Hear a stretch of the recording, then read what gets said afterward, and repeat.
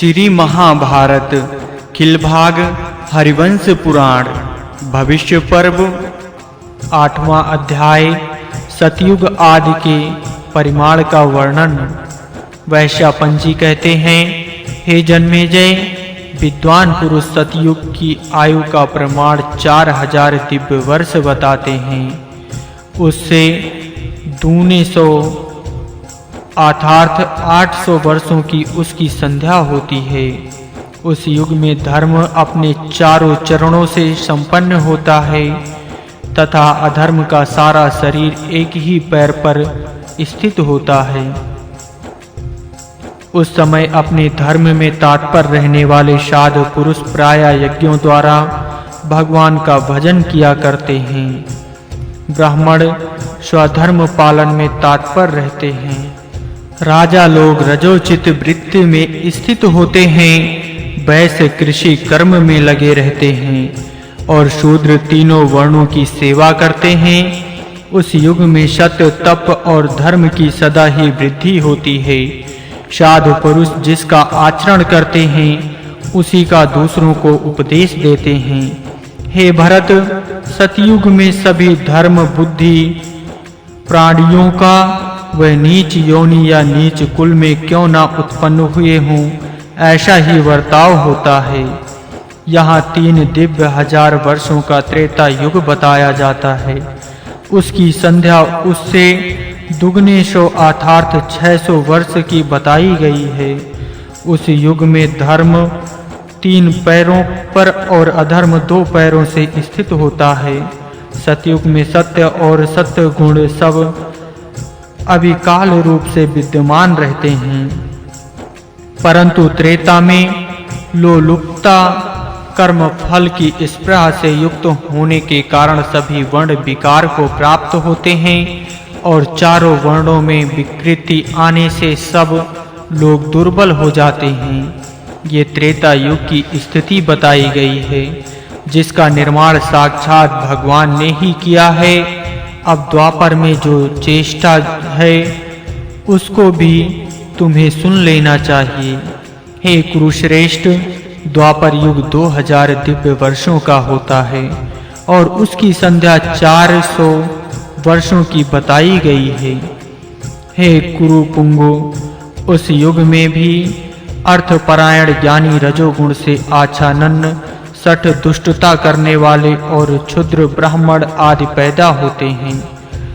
उस समय धर्म में 2 ही पैरों से स्थित होता है, किंतु अधर्म 3 पैरों से खड़ा होकर क्रमशः उत्थान करने लगता है। सतयुग में जो धर्म की मर्यादाएं बंधी होती हैं वह धीरे धीरे इस युग में आकर उलट जाती हैं। ब्राह्मण तत्व के भाव नष्ट हो जाते हैं। आस्तिकता की दीवार ढह जाती है। द्वापर युग के अंत में कलि धर्म का सम्मिश्रण हो जाने के कारण लोग व्रत और उपवास छोड़ देते हैं।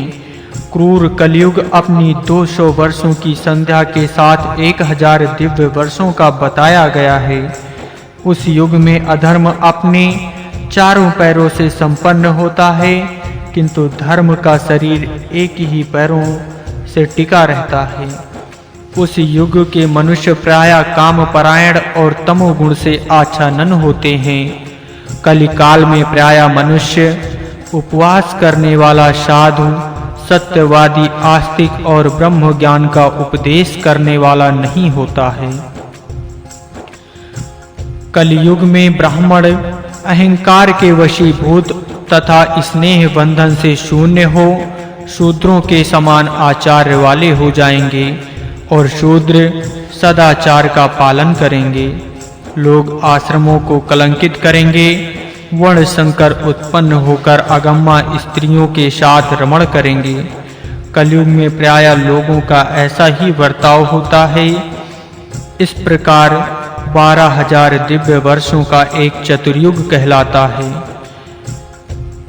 यहाँ 71 चतुर्युगों का एक मनवंतर कहा जाता है। हे जन्मेजय, युगांत काल में समस्त चराचर जगत का नाश हो जाता है, इसमें संदेह नहीं है। तीनों वेदों में भी इसका वर्णन मिलता है। ज्ञानी पुरुष 12,000 दिव्य वर्षों का एक चतुर्युग मानते हैं।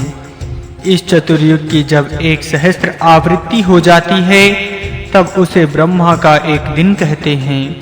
हे पृथ्वीनाथ, तदनंतर ब्रह्मा जी का वो दिन बीतने पर समस्त देहधारियों की शारीरिक सुख में आसक्ति देखकर संघार कुशल रुद्र देव समस्त देवताओं, ब्राह्मणों, दैत्यों, मनुष्यों, यक्षों, गंधर्वों, राक्षसों, देव ऋषियों, ब्रह्म ऋषियों, राज ऋषियों, किन्नरों, अप्सराओं, सर्पों, पर्वतों, नदियों, पशुओं, तिर्क योनि में पड़े हुए जीवों, मृगों तथा पक्षियों का भी महान संहार करते हैं।